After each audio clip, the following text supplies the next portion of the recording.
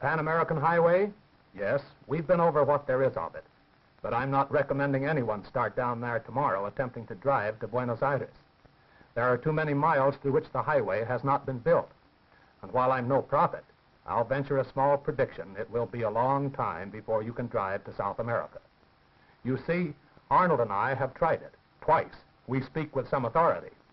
The first time we tried, newspapers gave us big write-ups.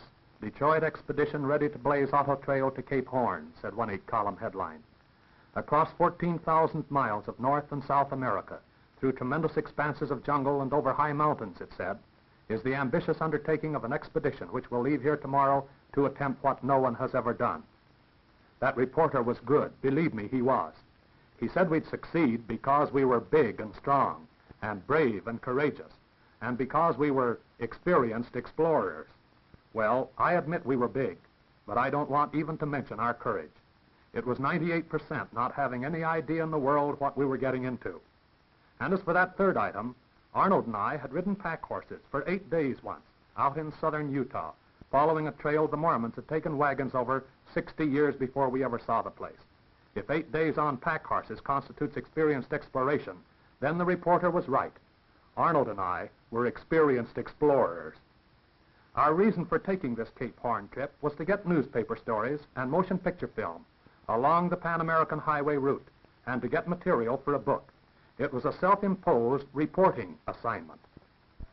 But let me take you with us on this trip. It really is an experience.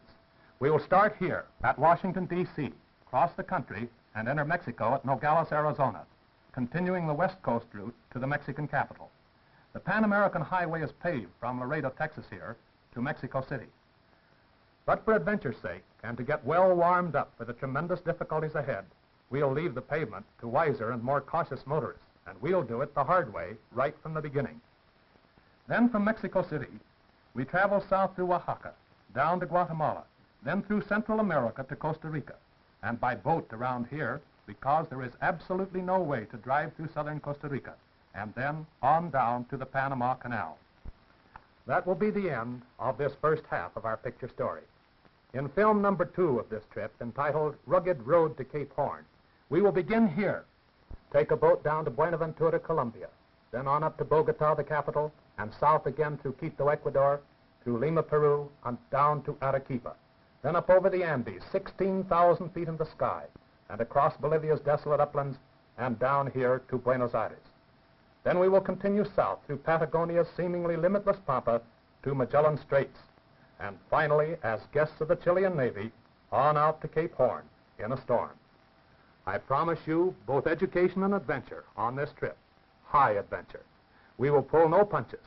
We give you here the realistic story of men trying to follow by automobile the route of what one day will be the greatest highway in the world, the Pan American, from the United States to Magellan Straits and Cape Horn.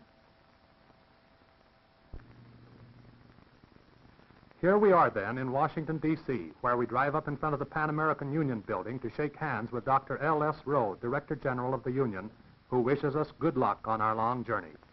Before we reach Magellan Straits, we're going to need more good luck than Dr. Rowe or anyone else who hasn't actually been over the route could possibly imagine or wish for us.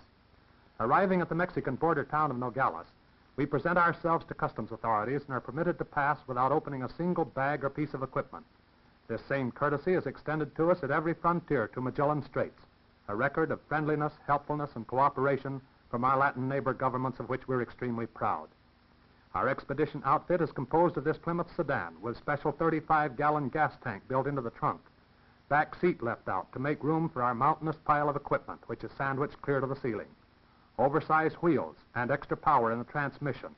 The car, when fully loaded with gasoline, water, food, equipment, and the three of us, Arnold Whitaker, Kenneth Van Hee, and myself, weighs 5,630 pounds, almost 3 tons for one motor to take to Cape Horn.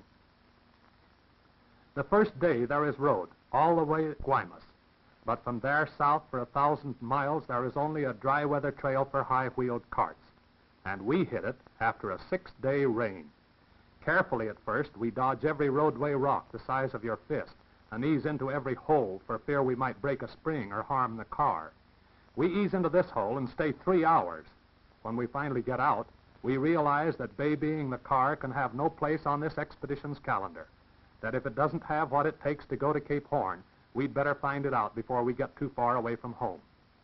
So from here on, we dive into mud holes, skid into fences and stumps, bolt through ruts on two wheels, and follow hour after hour along highway like this, coming out occasionally into the picturesque little villages which dot the west coast of Mexico. Usually there is a cobblestone road through the village and out to the edge of town. From there on, nothing. But up these cobblestones come the natives with their burros. This young fellow is so proud of his burrito, as the tiny beast is called in Spanish, so he brings it up to the car to have its picture taken.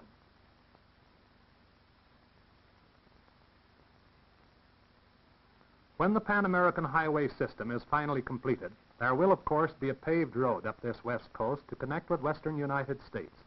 Then there will be bridges over these rivers. But just now, there are no bridges, and we get across them as best we can, sometimes by ferry, sometimes under our own power, and at other times with a good deal of help.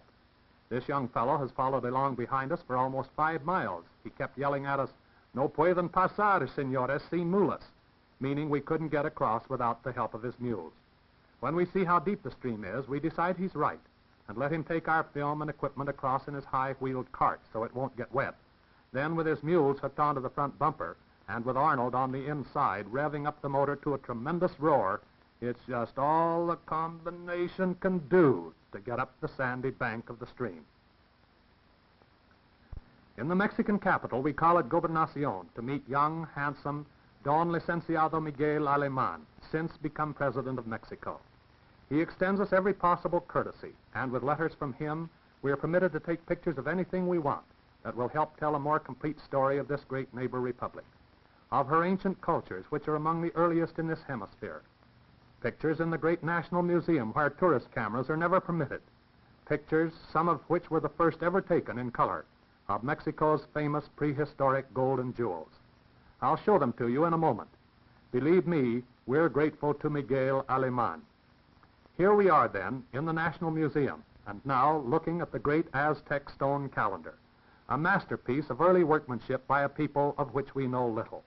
By this great stone, 2 feet thick and 14 feet across, the months, days, weeks, and seasons of the year were recorded. It is perhaps